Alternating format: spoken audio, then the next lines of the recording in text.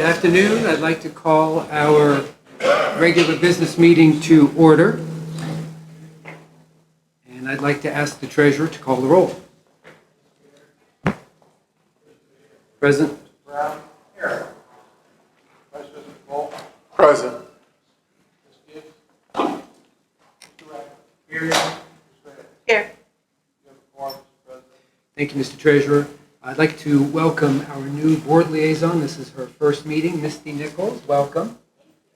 Thank you. And now let's have the Pledge of Allegiance. I'd like to ask Mr. Playon Patrick. Is he among us? Has he arrived yet? He may be down in the other room. Okay. All right. Very good. Well, then I'd like to ask Misty Nichols to go to the podium and lead us in the Pledge of Allegiance. And would everyone please be upstanding for the Pledge of Allegiance?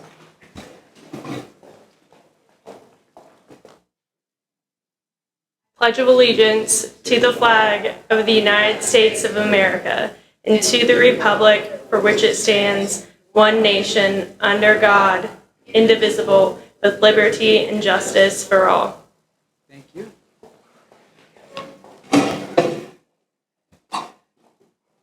You have now been duly initiated.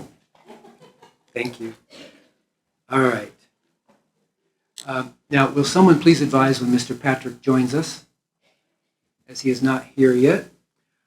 Let's move on. Item 3, review and adopt the agenda. So I'll briefly read through the business before us. No board recognitions this evening. We do have 2 individuals who have signed up to provide public testimony this evening. So we will hear from them, after which we will hear reports from our 3 direct reports if they have them to offer. We will subsequently take up our consent agenda, after which time we may be prepared to recess the meeting so that we can attend to honors and recognitions, which is happening at the front of the building. You're all welcome to join us there. We will then return here to finalize any business that remains before us, which may include announcements from board members and points of pride. We will then recess into executive session. Any thoughts on that? Any motions for anything to be added or deleted? Remove the first policy item from the agenda. Mr. Brown, what's the number? Specifically, the item pertaining to equity. 8.1. All right, so there is a motion, and is there a second? Moved and seconded by Board Member Reyes. Mr. Treasurer? Mrs. Dare. Yes. President Baker. Yes. Thank you. Yes. Discussion. Oh, you forgot discussion. Oh, I beg your pardon. Is this on removal of this Yes, item? is this vote to remove the policy, or is this the vote on the agenda? This On the is simply to remove item 8.1 from the Thank you. agenda. Thank you. Yes, sir. You both stand. Yes. Mrs. Dare, President Baker. Mr. Brown. Yes. Vice President Cole. Yes. Mr. Ragland. Yes. Ms. Reyes. Yes. That motion carried. Thank you, Mr. Treasurer. Now, anything else? If not, then I will accept a motion to accept the agenda as amended. Second. Moved and seconded. Mr. Treasurer? President Baker. Yes. Mr. Brown. Yes. Vice President Cole. Yes. Mr. Ragland. Yes. Ms. Reyes. Yes. And Ms. Adair. Yes. That motion carried. Thank you very much. Now, we have a special student performance this evening. Mr. Patrick has arrived, and I'll ask that he make his way to the podium. Mr. Patrick is a young man with many talents. Tonight, he will demonstrate his talents as a spoken word artist. The poem he will share tonight won first place at the Opera Columbus Youth Performing Arts Competition. The prize was $500 and a leading role in The Journey, an Opera Columbus civil rights production of Opera Columbus. Mr. Patrick's award-winning poem is entitled War Zone. The theme of War Zone is civil rights and social justice. Mr. Patrick, welcome. Good evening. The floor is yours. Thank you. My name is Plan Patrick, and this is War Zone. 3. Peace is only a part of a system that has always known sacrifice, struggle, strife, violence, surrender. Your country is the border of your world. Hold your flag up so high that even your grandmother will roll over in her grave to see it. Your patriotism is tattooed on your skin. America, America, America. Foreign America. Where do I begin? In Africa, a motherland that I cannot call home. That mother cries out to me, but this body will never feel safe in her arms. In the ocean, where our kin are still sinking, we sing about wading in the water, yet we don't know what lies in the deep end. I lay on my back just to feel how the water can pull you under, just to feel how some jump off without hesitation, how blood can never be forgotten even when the water is clear. Maybe in the ships that we slept on, make a home out of wood and bone, skin rotting off, the air so thick it moves, the air so thick you can feel the weight of your whole life in one breath, home. Maybe a battle, maybe a fight for centuries, maybe no land was ours to begin with. Maybe we've forgotten how we've darkened our white and lightened our black, so easy to forget. It feels like a story, a myth, a tale, a tragedy to keep us in line, but why?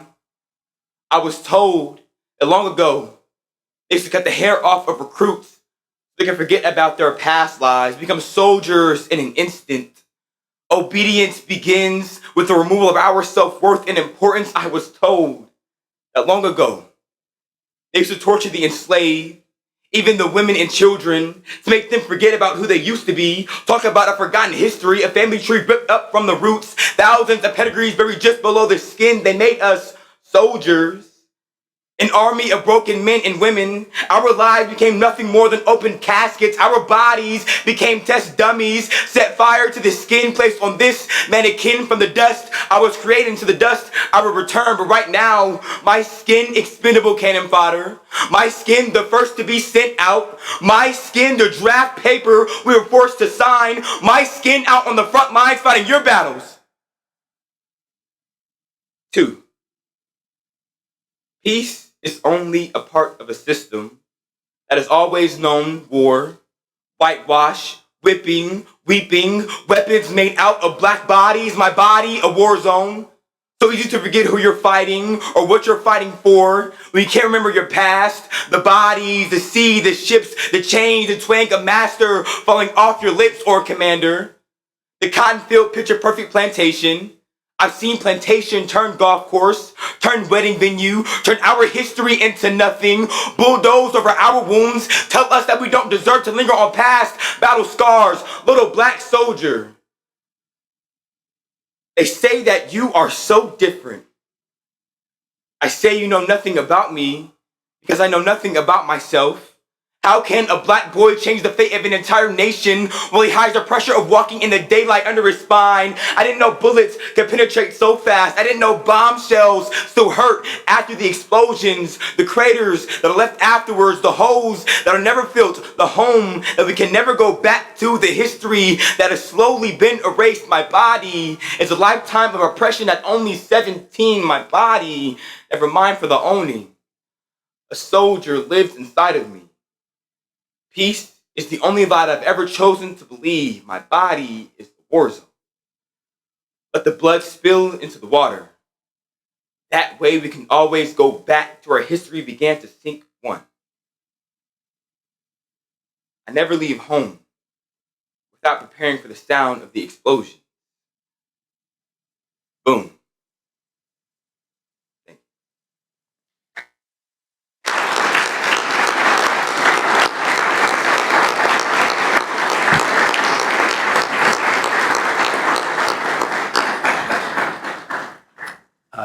Thank you very much, Mr. Patrick, for presenting your poem. Do you have anyone with you here this evening, family or anyone from your school that we can recognize for helping you to be successful?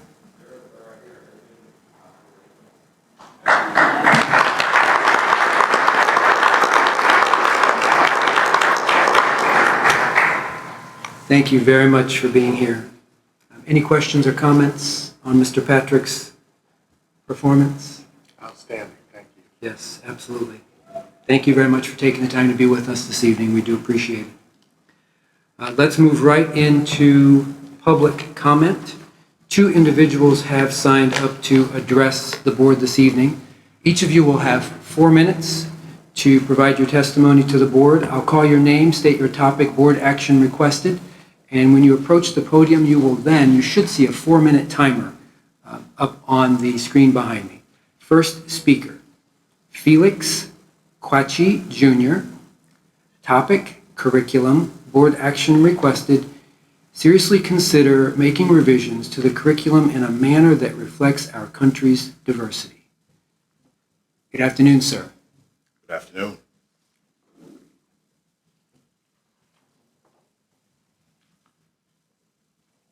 President Baker, Vice President Cole, Treasurer Bohoric, Internal Auditor Smith, members of the board, and Superintendent Dr. Talissa Dixon. Thank you for the opportunity to address the board today. My name is Felix Quachi. Both my children attend Columbus City Schools, and I believe in a strong city school system. I must, however, put to the board that the current curriculum as it addresses issues of diversity, inclusion, and race are sorely lacking. As teachers and parents, we partner in the work of educating our children. The word educate comes from 2 Latin root words, educare and educere. Educare means to mold or train. Educere means to lead out. The abiding effects of racism will continue to fester in our nation until we begin to mold and lead tomorrow's citizens out of repeating the mistakes of our nation's past. I have long held that much of our nation's greatness is lost to racism and its iterations over time. And as educators, we must make an intentional effort to produce a citizenry who truly understand their history, or they are destined to repeat the same mistakes as those before them. I encourage the board to tackle this much-needed change with the same intentionality with which the forced removal of Native Americans in the 1830s and Jim Crow laws between roughly 1876 through 1968 were implemented. I challenge the board to update the current social studies and history curriculums and reading lists with a more in-depth and unvarnished look at all facets of American history and social life. These courses must not be electives and must be experiential in orientation. Simply papering over the cracks that plague us only once a year is not the solution. I grew up in Ghana, located in West Africa, a nation made up of 5 major tribal groups where over 110 dialects are spoken.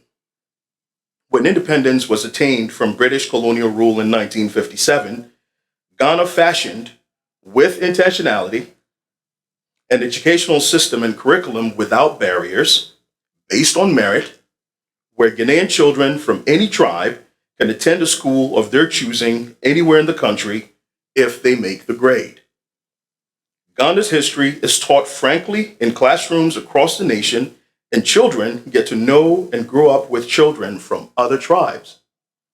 My personal theory as to why Ghana has been fortunate, never to experience civil war, is because our educational system erodes our tribal differences, and for the most part, Ghanaians think of themselves as Ghanaians first, before which tribe they come from. We continue to live in a society with entrenched systemic challenges that simply passing laws cannot resolve. Vanguard is defined in the Merriam-Webster Dictionary as the group of people who are leaders of an action or movement in society. I put to the board today that the work of molding the best version of the society we aspire to be begins in classrooms throughout our nation, and I challenge this board to be the vanguard. Thank you. Mr. Quachi, are there any clarifying questions for Mr. Quachi? Mr. Brown? Excuse me. Mr. Quanchi, just want to thank you. Both you and Mr. Patrick a moment ago have helped me focus and provide some greater clarity in this work that we do. I'm not going to suggest for a moment that I understand where you're coming from, but I do agree and respect it. Coming from white privilege, I recognize and need to be reminded because I'm not always consciously aware of it.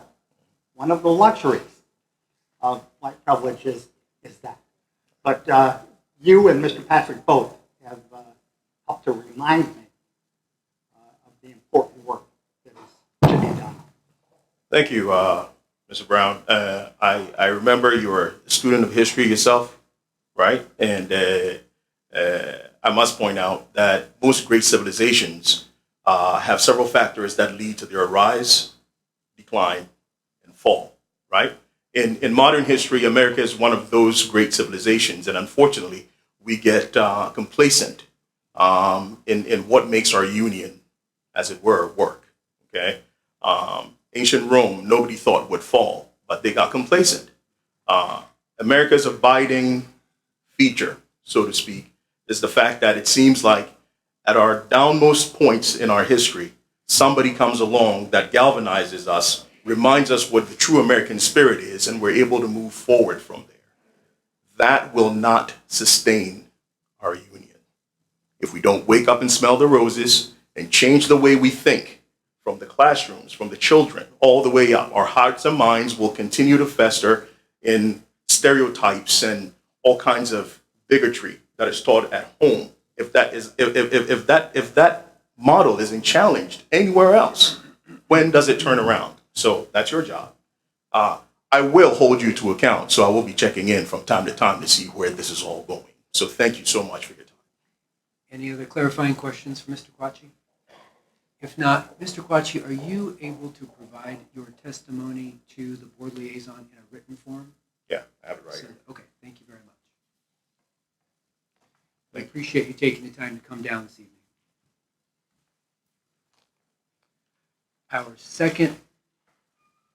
Our second and final speaker this evening, Kevin Persinger, topic transportation problems, board action requested. Explain why the buses are continually late to pick the children up from school. Mr. Persinger, good evening. Good evening, President Baker, Vice President Cole, Treasurer Broerk, Internal Auditor Smith, members of the board, and Superintendent Dr. Dixon. I, for the last several months, as a parent of a Columbus student, have had the nightmare of wondering when my student is going to be home. This year, he was fortunate enough to transfer into your gifted student program, which I was very proud for him to be able to do. But along with that also came the issue of him having to ride the school bus for the very first time. The first couple weeks of school, I had a lot of understanding on the issue. It was a complicated time for all the drivers to get all their routes down. As time has gone on, things did not necessarily get better. I've given up on the bus taking my son to school in the morning because it was unreliable on getting there. Now, the point I've come to is that after school, the bus is so erratic in the time at which it decides to pick the students up from school. I'm concerned because, from my understanding, there are supposed to be systems in place that are supposed to inform us parents when these issues are arising. I feel like they are not being used. When I tried to address the transportation department with this issue, I didn't really seem like I was getting anywhere. The people who I had spoken to didn't. One of them honestly told me that they really weren't surprised they were having those kinds of problems, which I thought was a little bit of a shock.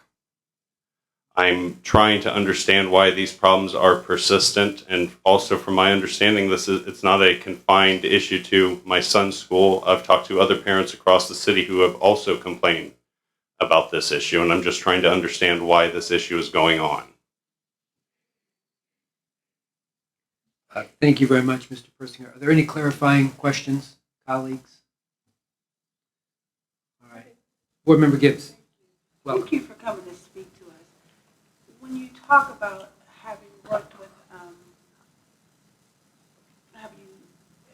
the district, have you spoke with someone at transportation and you feel like you haven't gotten it resolved? Yes, I've filed a few complaints about it with the transportation department. Every time I'm asked to leave a phone number, I have yet to get a call back from anybody there. Part of the problem that I'm having is that when the bus is running late and I am unable to get a hold of my son on his cell phone, if I call the transportation department, I'm not able to find out where that bus is. They have no idea why the bus is running late or that the bus was even running late. I find that concerning for my child's safety, and I just don't understand why something like that would be continued to go on when I know the staff at the school are well aware of it, and they've told me that they've tried to contact transportation about it. I'm just trying to understand why it's continuing to happen. Thank you so much. So the resolution you're seeking is someone to get back to you and work with you on the resolution? Yeah, I just want to see some kind of change done to see that this is taken as important as everything says that it is. I mean, it's one of the statements that's listed on the transportation websites, on their website, that safety is their number one concern, and I agree that it should be. But if I'm not being told where my child is and when, that is very concerning, and I question that safety. Thank you so much. President Baker, someone will, I'm just asking. Yes, ma'am. The whole team is nodding, so I know they're all about to follow up with you right now. I'm sure they're going to connect with you too. Madam Superintendent, can you just make sure that somebody, whoever the appropriate person is, speaks with this parent? Any other clarifying questions? Excuse me, Mr. Vice President? Thank you, Mr. President. Just very quickly as well. Thank you so much for coming here this evening. Many of us, even at this table, have had some of those experiences from time to time.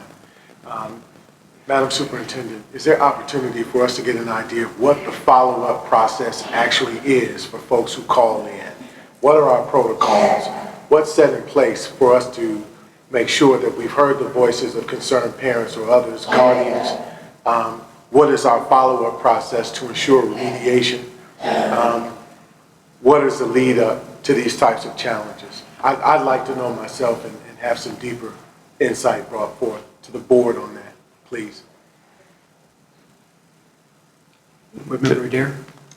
Along that same vein, customer service is one of our major focuses, and I'm not sure if we have data analytics, I'm sure we do, around the number of calls that come in and resolution, but for a strategic level, and especially as we move into our next planning cycle, I would really like to have a better grasp of that.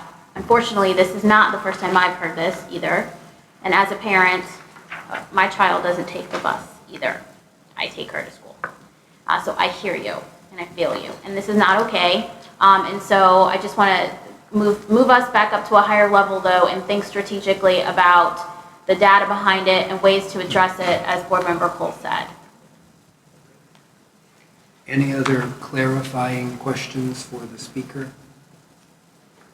Thank you very much for taking the time to be here. Thank you very much for your time. Yes, sir. All right, let's move on then to hear from our direct reports. Madam Superintendent, have you a report for us this evening? Thank you. Mr. O'Connor, you are sitting in for the Internal Auditor. Have you a report from the Office of Internal Audit? President Baker, there's no report from internal audit this evening. All right, thank you for being here. Sir? Mr. Treasurer, have you a report for us this evening? Well, you're 2 for 3, I guess, because I do have a report for Very you. well then. And at everyone's request, I will certainly be brief. This is the monthly financial report for October. It was presented to and reviewed by the Finance and Appropriations Committee last week on Wednesday afternoon. Through October, year-to-date revenues are up approximately $7 million or 2%, and expenditures are running under plan by about $18 million. That end result is an increase in the actual cash balance over plan. There we go. An actual increase in cash balance over plan of about $25 million. The highlights on the revenue side There we go.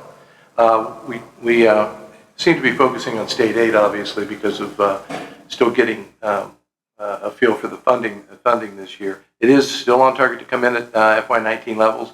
In your management discussion and analysis of the company's financial reports, you'll see a rather detailed comparison of the former SF with the School Foundation Payment Report and the current one, so you can look at that, but we are at target to continue to come in at the FY19 levels.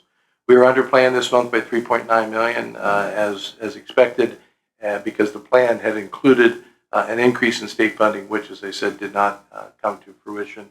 Those dollars that we get additionally from the state are going into the Student Wellness and Success Fund, and that's fund number 467. In October, we received half of our annual allotment. We received $5.9 million of the $11.8 that we will get later this fiscal year. The only other revenue item of note is that other revenues are continuing to run over plan. They were $0.6 million or $600,000 over plan this month, mainly in the area of tuition and investment income, and they're running $2.8 million ahead year to date. On the expenditure side, the highlights are personnel over plan this month for the first time this year, and as I had said to the committee and reported to this board before, that some of the new FTEs are online. Some of the increases we've granted are online. So we will anticipate that we should continue to reduce that year-to-date variance in the coming months. Currently, we stand at about $10.5 million under plan. That's down from $11.8 million last month. Purchase services is our perennial line item that runs under plan, about $6.6 million under for the month and $4.8 million year-to-date. Again, primarily in the areas of tuition and professional and technical services. Community schools, probably our second largest item after personnel, running about $1.2 million under plan. That's subject to change as student enrollment continues to be reported, from the beginning of the year. And so, again, $1.2 million under plan so far. Advances out, really just a cash flow item based upon cash needs of other funds. $1.1 million under plan for the month and down about $1.8 million. We'll see more advance activity, smaller activity throughout the year, but near the end of the year as cash flow needs come to fruition near the end of the fiscal year, we'll see that pan out a little bit more. On the variance side, again, you'll see that all the dollar amount variances are low, and that only on some of the smaller, or at least in percent-wise, the lesser percent items in our overall budget, those variances are above 5%. But again, they represent a much smaller amount of our overall budget. So very much on target, in my opinion. On the expenditure side, again, all variances except for personnel are low. That is, they're below $5 million. And with the variances on a percentage basis, though, in many of the cases are high. But again, as you can see, in the larger categories, it's only personnel that kind of stands out. We do watch that every month. So all in all, we're on target. Revenues are above plan, expenditures running under plan, and we'll see how that bears itself out. I do believe some of these variances will begin to erode, especially in the area of personnel in the coming months. So I didn't time that, but that concludes my report. I hope I was brief but inclusive. Thank you very much. Thank you, Mr. Treasurer. Are there any questions for the Treasurer? I believe that may be one for the record books. Thank you very much. I know a number of us saw this at the Finance and Appropriations Committee meeting. Thank you. All right, let's then move into board matters, item number 8. So we'll skip right to the first item that remains on the agenda, the second reading of amendments to bylaw 0147. Is there a motion that we adopt item 8.2? I will move that we adopt policy 0147 as recommended by the Policy Review Committee and as presented last meeting by Subcommittee Chair Jennifer Adair, and I couldn't attend, but I hear that she did a great job. She did, and I'll ask her to second that. Second. Moved and seconded, all right. So this is a bylaw amendment, not a policy amendment. And I'll just say, because it is a bylaw amendment, we require a 4/5 majority on the vote. So we have a motion and a second. I don't see any discussion. Mr. Treasurer? No question. Board Member Gibbs? Just on the, on this policy, can you once again talk about the number? How did you come up with the number in,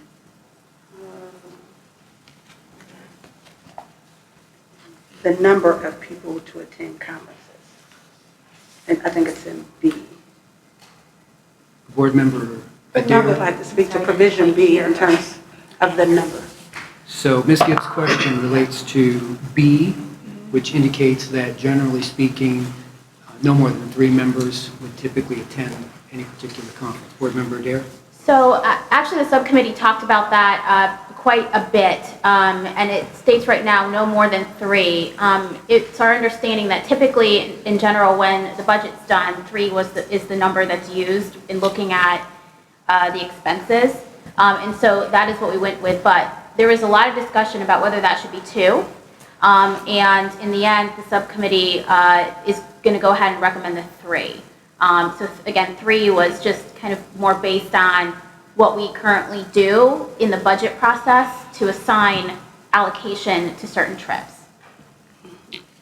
If I could add briefly, the committee itself had a similar discussion with some folks favoring 2, some folks favoring 3, but ended up, let's get this done and we'll work with 3.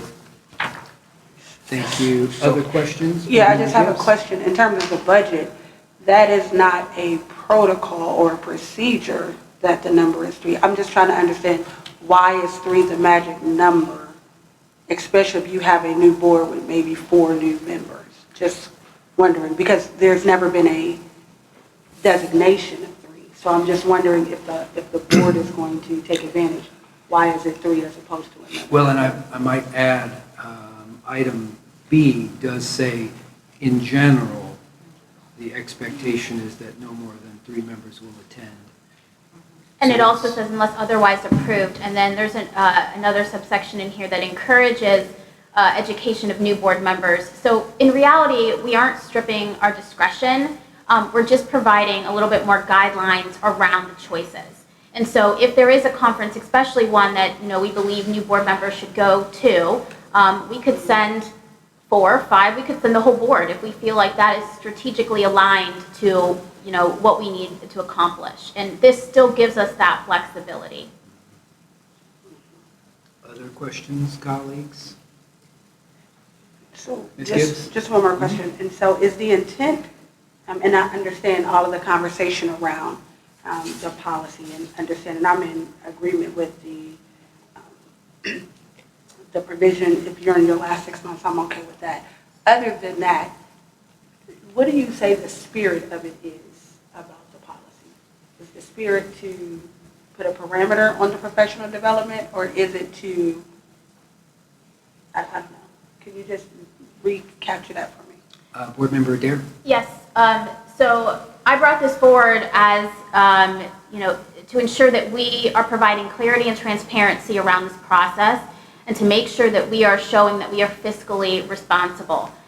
You all have heard me say, and I've said it publicly, I believe in professional development and I believe we need it. But we also need to do it in the most transparent way to ensure that we are using taxpayer dollars appropriately and ensuring that we can prove a return on our investment. And so this just puts more parameters, more guidance around that, still giving us the flexibility to do what we need to do strategically for this district. And so that's the spirit in which I brought forward this policy for review. Thank you. Are there other questions on the motion before us? Item 8.2, Mr. Vice President? Thank you. Can you explain section F, cancel regular or duty call special or emergency meetings? A meeting for which a quorum is not established shall not be deemed a meeting for compensation or for credit to each member's bank. Can you describe? Can what y'all this- please speak directly into the microphones? It seemed like others. Yes. And what are you referring to? Yeah. If I might, We just Mr. Am I couldn't hear. looking at the If you could correct one? Repeat that.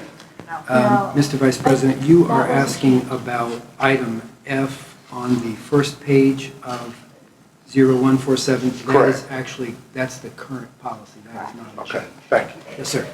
Any other questions related to the motion before us? Ms. Gibbs? Well, thank you, and I want to thank you for bringing the policy, and I want to thank you for the work of the PRC. I will want to be on record on how disappointed about it being politicized. I think it's a very great work. I think what we've done in it, if you wanted more clarity for a board, has gone forth, and I think that is really good. I hope this board continues to embrace learning about our children, for our children, and the things that we know that they're doing nationally in terms of best practices and the work that not only we get, but the Columbus City District and our staff and our board members give when we present at our conferences. I read this policy and I think it's very good. I hope it's about professional development and not control.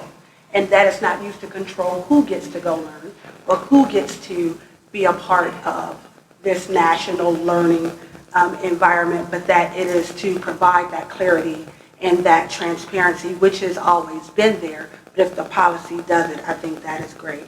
I also hope with all of the work that's been done on this policy, that the full board then takes advantage of professional development, leverage our partnership and our membership in amazing organizations like the Council of Great City Schools and the Ohio School Board Association, and that we take advantage of those programs and what we learn from them.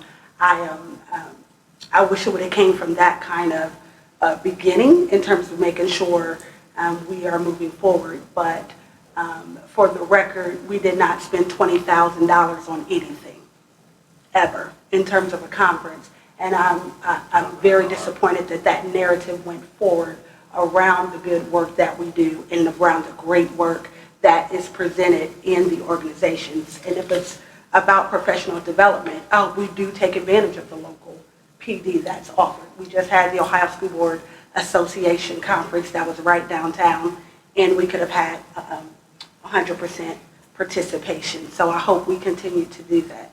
And I hope that you and the board, all of our colleagues that are coming on when we are gone, will use this not just as a tool to say one person won over the other, but that the work we've done is going to enable more colleagues, more board members, more staff, more people to learn together. There are tons of sessions, and you need tons of voices to bring those back and to bring diverse opinions about. We can sit in one presentation, and you can hear something totally different than what you heard in that presentation. But that work comes back to be implemented to move our district forward. And so I want to make sure that is said, and again, to thank the committee for its work and to thank you for your due diligence on this policy. Thank you, Board Member Gibbs. Any other questions on this motion? Mr. Ragland. Yes, thank you, President Baker, and thank you, Ms. Gibbs and Mr. Dare, especially for your work on the policy. For my part, and we've had this discussion in the Policy Review Committee meeting itself, I am against policy for the sake of personality. I believe that the goals that this policy seeks to accomplish in being rewritten exist within the parameters that we already do have in place. And I want to be very clear that each individual professional development opportunity that exists before the board comes before this board for a vote already. And what is required in those incidences where professional development trips are set to be approved, if you don't like it, vote no. And I don't think that setting these types of guidelines, because what it may end up doing is, we may in the future have opportunities where we want to do other things, and then we have to go and, circumvent this policy that's already in place. I know that the committee sought my input at the policy review committee level, and I gave that to them. I just believe that we're always going to have different personalities that occupy these 7 seats around this table. What is required one year may not be required the next year, and so forth. And so anytime that there is a disagreement with who may be going or how many may be going, we reserve the right to vote no on the trip. And I don't want to let that go. I know that it has been highly politicized. It has been. And I understand that everyone has an opinion on this, and the public has an opinion on this. If you don't like it, don't approve it. And that's not just with this particular policy or with this particular issue. That is with any issue. And I just want to make sure that we understand that we reserve the right to express our disapproval with any policy through a no vote, as it is called by the treasurer. And that is something that I think we need to do a lot more of. A lot of this, and you talked about the spirit of the policy board member Gibbs. A lot of it was around transparency and making sure that everything was out on the table. Another tool that we have at our disposal, pull it off of the consent agenda and discuss it. Discuss it openly. Discuss the reasons why we agree or disagree with the number of people going, the particular professional development opportunity itself. There are all types of things that we can do within the confines of the rules that are on the table right now, that will lend itself to the transparency that we're seeking with this policy. And I wanted to make sure that I went on the record and said that not everything requires wholesale uplift of policies or changes of policies. And you could just very simply say, no, I don't approve, and let the chips fall where they may. And I think that is something that we need to be cognizant of, not just with this policy, but with other policies moving forward. Thank you, President Baker. Yes, sir. Thank you very much for your comments. I do believe that it's time to call the roll. Mr. Treasurer? Mr. Brown? Yes. Vice President Cole? Yes. Ms. Gibbs? Yes. Mr. Ragland? Yes, sir. Ms. Reyes? Yes. Ms. Adair? Yes. President Baker? Yes. Motion carried. Thank you very much. Thank you, colleagues. Thank you, Mr. Treasurer. Colleagues, as I have 10 till 6, or very nearly, perhaps we should prepare to recess so that we can transition into the other venue so that those who are here for honors and recognitions don't have to wait. So if there's no objection, I would like to, if there's no objection, Can we finish our business, Mr. President? Can we finish our business? Right. all right. Well, let's carry on then.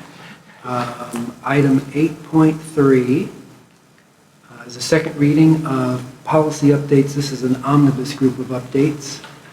And is there a motion? There is a motion Mr. to Brown? approve. Jennifer presented them at the last meeting. I understand that there's been no questions or discussion, and believe we should proceed. A second. Okay. Moved and seconded. Discussion on item 8.3. Mr. Treasurer? Vice President Cole? Yes. Ms. Gibbs? Yes. Mr. Ragland? Yes. Ms. Reyes? Yes. Ms. Adair? Yes. President Baker? Yes. And Mr. Brown? Yes. That motion carried. Thank you, colleagues. Thank you, Mr. Treasurer. I'd like to thank the Policy Review Committee and its members for making sure that we stay current. That was one of the reasons why I created the Policy Review Committee to begin with. Mr. Chairman, Chairman Brown, I want to thank you for your ongoing efforts to make sure that we do remain current.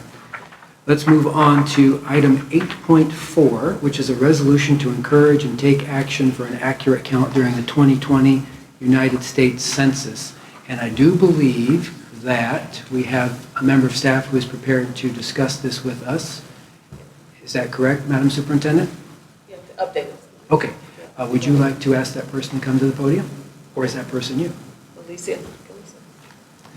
Ms. Gillison, would you mind joining us at the podium to talk about the Census 2020 and the importance of everyone participating?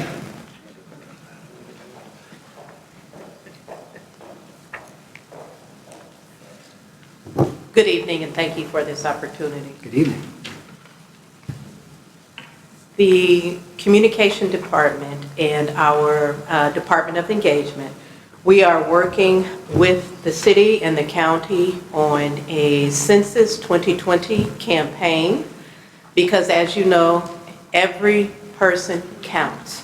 And when we look back at the data and we look at past census data, we notice that a lot of time our ELL communities are economically disadvantaged communities, and our children are not counted. And we're going forward, we have lessons that will, in every classroom starting in December, through the curriculum department, they will be working with the teachers, there will be lessons. So our plan is to start from the grassroots and start with teaching our young people how important it is to be counted so that when they go home, they can say, hey mom, hey dad, I want to be counted. And that there is a certain energy that is surrounding the Census 2020. We also will have campaigns on social media, and we'll have campaigns working with our communication department of some of our own students saying, I want to be counted, count me in. So those are just a couple of the activities that we're doing as we work on the Census 2020 with the city. Ms. Gillison, can you talk a little bit about some of the dangers of undercount and how it could disproportionately impact students and their families in Columbus City schools? Thank you for that question, President Baker. The dangers of undercounting our students comes down to funding for our students.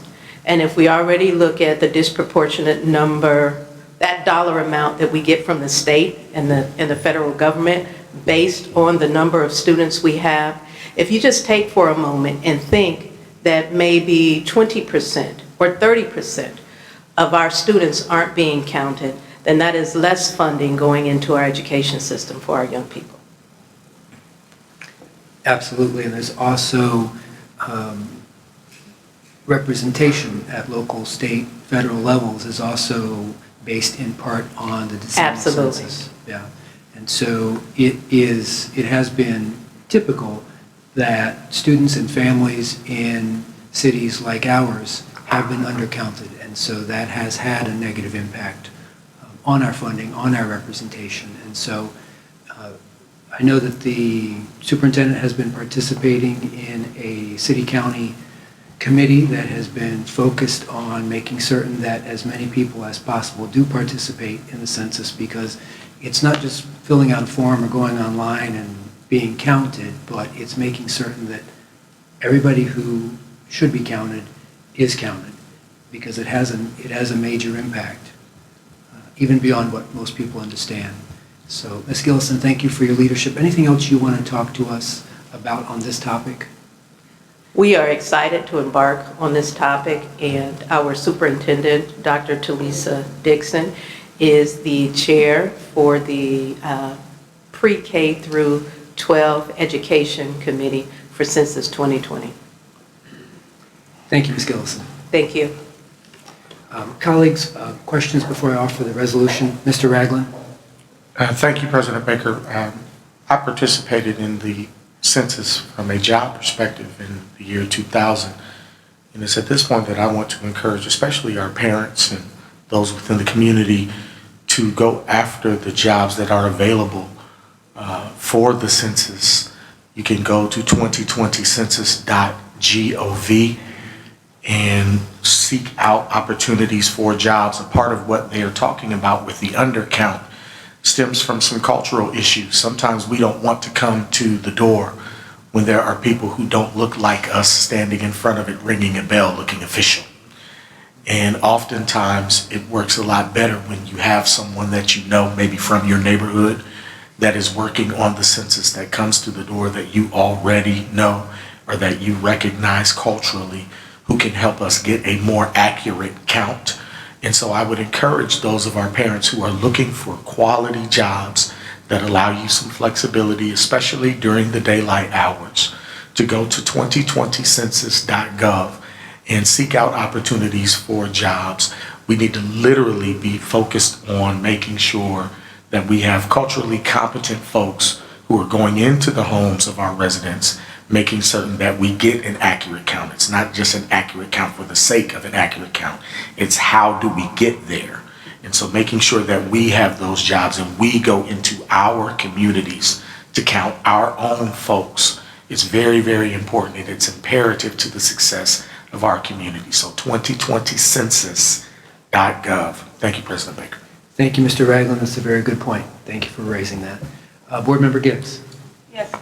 Thank you very much. I just want to underscore what Board Member Ragland said. We really need everyone to get engaged. It is very difficult to penetrate some of our communities of color.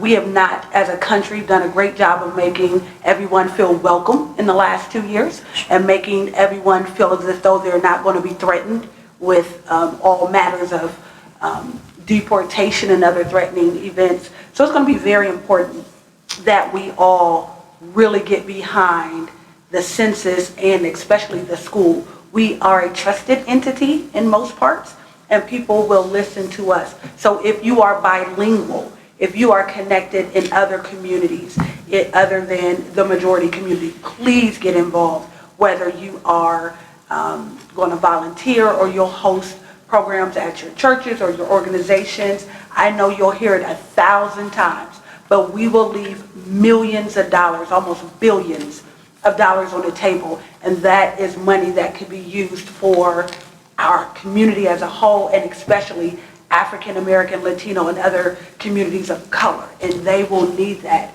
and they are traditionally left out. So I just want to underscore everyone's initiative, be excited, get involved, but there is billions that we will lose, especially as schools and as we count populations, how many congressional seats we get, how the lines are, a lot comes from this. And so I'm excited. We heard an amazing presentation in Louisville at the Council of Great City Schools of all the work they're doing to pull this together. We're right here in Columbus. We have a lot of people working on it. So get a job or get involved. Thank you, Ms. Gibbs. Any other comments before I offer the resolution, colleagues? All right, here is the resolution that I'll ask you to contemplate. This is a motion to encourage and take action for an accurate count during the 2020 U.S. Census. Whereas the decennial census occurs every 10 years to enumerate every person residing in the United States and is fundamental to ensuring that all residents of our great city have access to fair representation, essential services, and economic development. And whereas an accurate count of persons living in Columbus and Franklin County in the 2020 census is vital to determine the representation of individuals, families, and communities in our local, state, and federal governments. And whereas the 2020 census count of children living in Columbus City Schools will be the basis of federal education funding allocated to our schools over the next 10 years, specifically the federal programs serving our students living in poverty and students with disabilities. And whereas population data derived in the 2020 census will be used by both government and businesses to determine which neighborhoods and communities in Columbus and Franklin County should receive services and investments like libraries, health centers, and grocery and retail stores. And whereas the decennial census has historically undercounted populations in large urban areas such as ours, and whereas the populations that are prevalent in urban areas like Columbus and Franklin County are at high risk of being undercounted, including young children, people of color, low-income households, language minority families, foreign-born residents, and households with limited internet access, according to the U.S. Census Bureau. And whereas children are more likely to be missed in the census count if they reside in the complex households that are also common in urban areas, such as multi-generation households, extended families, and multifamily households. And whereas the 2020 census, there's a heightened risk of an undercount due to the digital divide, language access issues, and local community mistrust in the federal government. And whereas local and state governments, as well as community-based organizations, can play a critical role in counteracting the undercount risks, reaching hard-to-count populations, and ensuring their communities are counted in 2020. And whereas it is paramount for the school board, superintendent, principals, teachers, parent organizations, and all leaders in Columbus City Schools to communicate the importance of Census 2020 to families and community members to ensure everyone is counted, now therefore be it resolved that Columbus City Schools will develop and adopt a plan of action around ensuring a complete count of all students and their families residing within the school district on the 2020 census, and be it further resolved that Columbus City Schools is committed to working in partnership with other local, civic, business, and community leaders, the state of Ohio, and others to engage, educate, and count every resident in Columbus and Franklin County in the 2020 census. Is there a second? Second. Moved and seconded. Any further conversation, discussion, colleagues? Anything else you want to add, Madam Superintendent? Okay. Mr. Treasurer, would you call the roll? Ms. Gibbs? Yes. Mr. Ragland? Yes. Ms. Reyes? Yes. Ms. Adair? Yes. President Baker? Yes. Mr. Brown? Yes. Vice President Cole? Yes. Motion carried. Thank you very much, Mr. Treasurer. Thank you, colleagues. Now, that it is 6 o'clock, is there any objection to a recess? We are in recess. Please move to, too late, Mr. Brown. Let's all please move to the front of the building. All right? You got to gavel us back in. Right. So, You didn't get a vote. It was a mistake, the earlier. Mr. Treasurer? You recessed kind of at your discretion, so you can kind of undo that if you'd like, as far as I'm concerned. There was not a formal motion for that. Let's pretend And there was Mr. no Brown, motion. I believe, made a motion, but I did not hear a second. Second over here Thank you. for consent agenda. That's Oh. where I am. Okay, very good. So we'll pretend. All right. Sorry, President, can you restate the motion that's on the floor? I believe Mr. Brown. This moved is a the- motion to approve the consent agenda as set forth in the agenda. Yeah, Mr. Brown just simply moved the consent agenda. All right. Colleagues, questions, comments? Any piece of legislation contained within our consent agenda this evening? President Baker, I'd like to thank everyone who gave Ms. us the Gibbs. donations. Thank you for calling that out. Air Force One. Any other comments, questions? All right, hearing, seeing none. Mr. Treasurer? Thank you. Mr. Ragland. Yes. Ms. Reyes. Yes. Ms. Adair. Yes, with the exception of 16.3, on which I need to abstain. President Baker. Yes. Mr. Brown. Yes. Vice President Cole. Yes. Ms. Gibbs. That motion carried. Colleagues, now would you entertain a recess? Yes. Yes. I see no objection. Last call. No. We're recessed. All right, let's all move to the front of the building for our honors and recognition ceremony. Announcements. Colleagues? Mr. Ragland. Thank you, President Baker. I'd like to announce the December 4th Engage to Empower Literacy Night at the Oakley Full Gospel Baptist Church.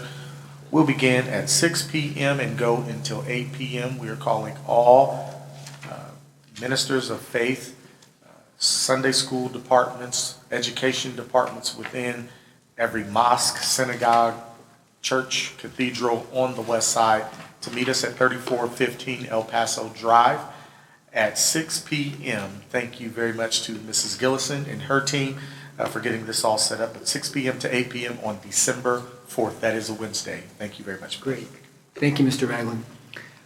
Who would like to go next? Vice President Cole? Thank you, Mr. President. Very quickly, I want to make sure that all of our colleagues and those listening are aware of this coming November 21st at West High School between 6 p.m. and 8 p.m. We are partnering with Impact Community Action to ensure that families have access to home energy assistance program with a heat registration.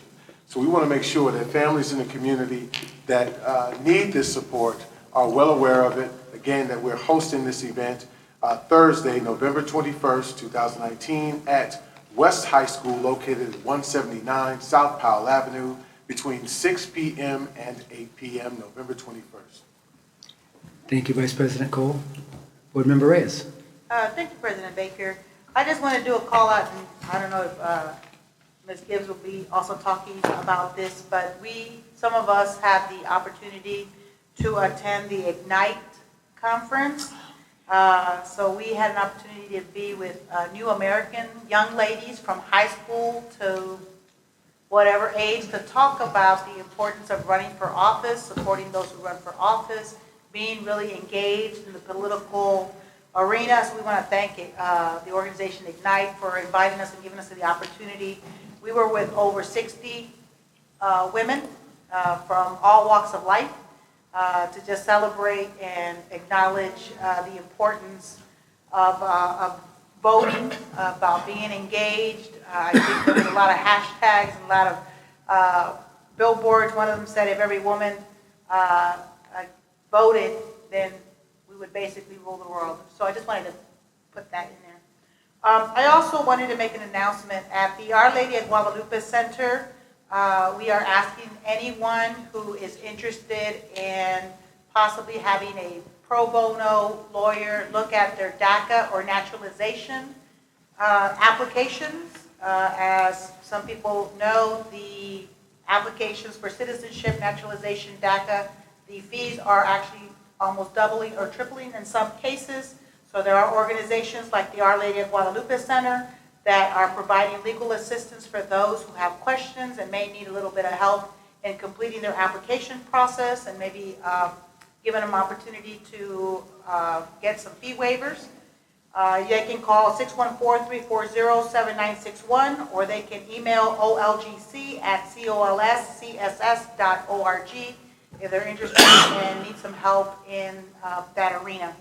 Just an announcement from my public engagement committee that we are talking about resurrecting the Hall of Fame award that is given to members that have attended Columbus City Schools and graduated or have attended at least a minimum of 2 years and have contributed to the Columbus community and or to our children. More to come on that information. So we will be sending out information on how the process will go, how you nominate somebody, and talking about deadlines and so forth. So just coming down the pike. Very good. And it looks like W. Shauna Gibbs may be up next. Ms. Gibbs? Thank you, President Baker. Not sure if you can see this, but it was easier for me to add my points of pride to a slide. I don't know if you can hear me, but there's been some incredible things going on in the district, and I didn't want to miss it. First of all, we had an incredible visit to Sherwood Middle School, and we were joined by the members of the Walnut Ridge football team. So Walnut Ridge was there, Board Member Ragland, and they helped do tours. We were there passing out the reflectors, but we also had high school students there to encourage the middle school students. And this was right before their game, and so they were some amazing tour guides. And they really did inspire the middle school students to start thinking about high school. But while we were also there, they were preparing for a big musical and a play that they had the next day. And so they had dancers and mimes and New York hats. They were really incredible. So their honor for Sherwood, well deserved. They had an amazing team. At the Council of Great City Schools, we were able to have an incredible amount of presentations. And I know we're doing a full conference debrief afterwards, but there were some incredible ones. Most importantly, and I want to leave this with this board, the Atlanta School Board developed a protocol and a board policy around human trafficking and domestic, preventing the domestic minor sex trafficking protocol. And that session walked us through how they developed the policy, but got the entire city, including announcements in the airport, right?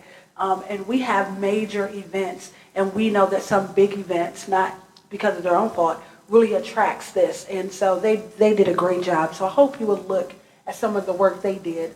Also, Jefferson County, which is Louisville, they created an equity policy. And that presentation from the brother in Jefferson County was amazing. And what he simply says, he talks about why equity policies fail and the things you should do to bring them together. And what he says is you can't tie your tie out of this. We can't mentor our way out of this. We have to work and put in systems that are really going to help us overcome that achievement. And they had their first ever task force on Black and Latina girls. And me and Board Member Reyes was just overwhelmed. The room was packed. And, you know, our whole team was there. We just overwhelmed that they are now diving into this work on girls. There's so much work on Black males and Latino males, but we really have to keep up to make sure our girls don't fall behind. We had a very good time. They had their version of student ambassadors greet us. That was our early breakfast with the superintendent. The top left is Dr. Kim and the Harvard University team that we had a chance to meet with. And when I don't want to take much from our colleagues, but it was a good time. So when you hear them present, you'll hear about that. And that was one of our bands from their district that opened up their conference.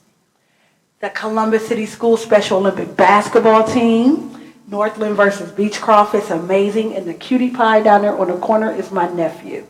And he's played every year. And it was the media team did a great job of putting this on Facebook and doing a video. But I want to shout out our Special Olympics team, the in-school and the after-school program that allows our students to participate and fully be included. They are amazing. And the game is lit. They raised $700, like over $700 for the program.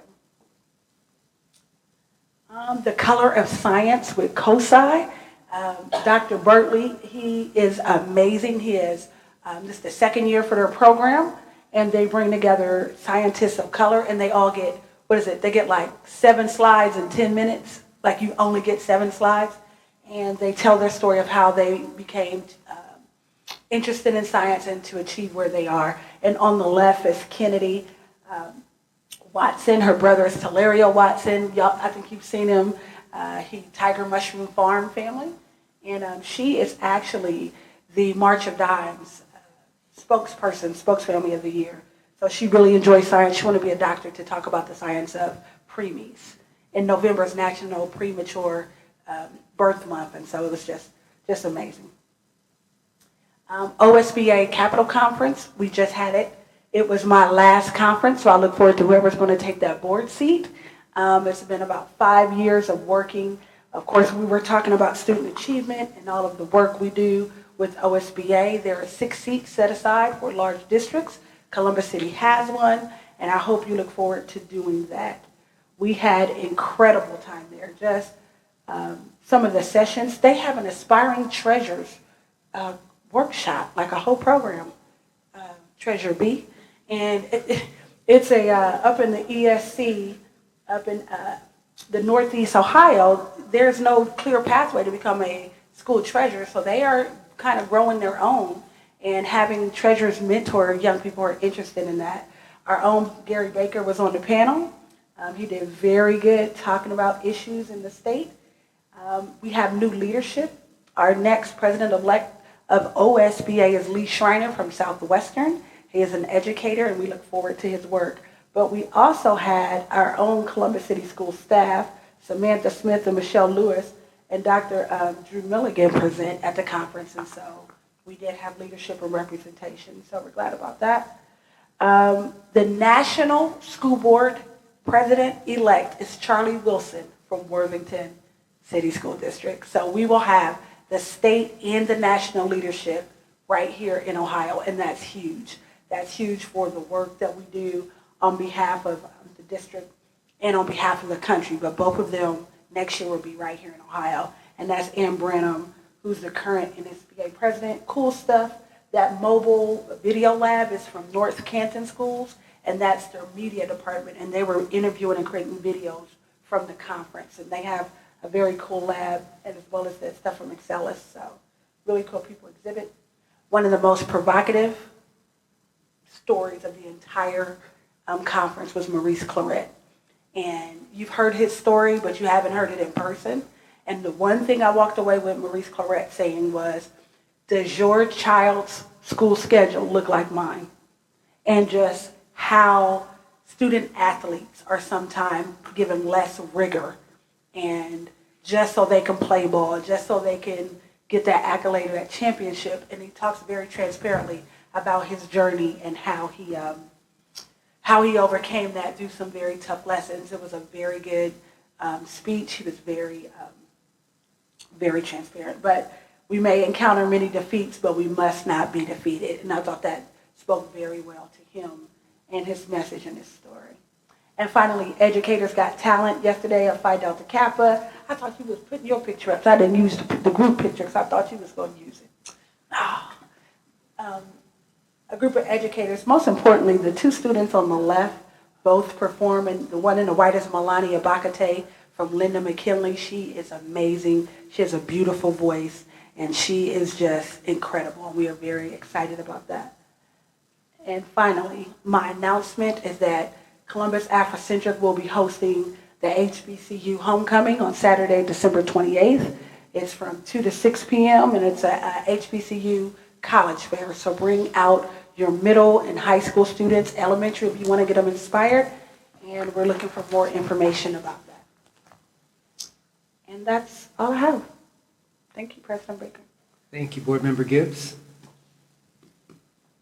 And any other announcements or points of pride? Board Member Adair. I have one point of pride. I want to say thank you to Board Member Gibbs for all your service and for constantly being out in the community, being the face of the board, connecting with people in a real way. And we have some big shoes to fill. I never remember to bring photos. Never. But it shows just how much you're out and about and really connecting with people. So I want to recognize you and say thank you for that. I did have the opportunity to hang out with Dr. Dixon one evening last week, and we attended 2 events. By happy accident, we didn't even coordinate that very well, but we were together. And the first was we were celebrating the launch of the Read Aloud, a series that are, Siri thinks I'm talking to her. Sorry. Read it out. Our food service production staff worked really hard. Chris Weatherholt from the Nutrition Education Farm to School, she's the Farm to School coordinator, K through 12. And so we read books and they were filmed, and our teachers can now use them within lessons, and it goes along with our curriculum. I don't know if you guys know, but a lot of our schools are doing community gardens, and then they're eating the food and learning about it. And so it was an amazing opportunity. So thank you to our team and to Franklin Park Conservatory and to all the readers. We had readers from the staff. We had Councilmember Brown. We had some really great, Dr. Dixon read. We had a lot of really great readers. That was a really, really fun event. And then we happened to across the street over at East High School where the all-city chorale competition really was happened, and that was really, really fun. And we have some amazing, talented singers in our district. So I encourage everyone to get out and support the arts. I know we had a lot of athletic stuff and exciting athletic stuff going on. We also have a lot of fun and exciting artists out there too. Thank you, Board Member Adair. I have a few things. More photos from the Ohio School Board Association Capitol Conference. I know most of you had the opportunity to attend. That is a great opportunity to meet board members from all across the state and get to know them. Yes, I did present at on one of the panels talking about current issues. And we also participated in the Black Caucus events. And second, both the ladies on the right are state school board members. Now, Ms. Gibbs is being, as she always is, less than truthful about the Educators Got Talent event. She received the Community Service Award from PDK for 2019, and here she is accepting her award. So, congratulations. You omitted.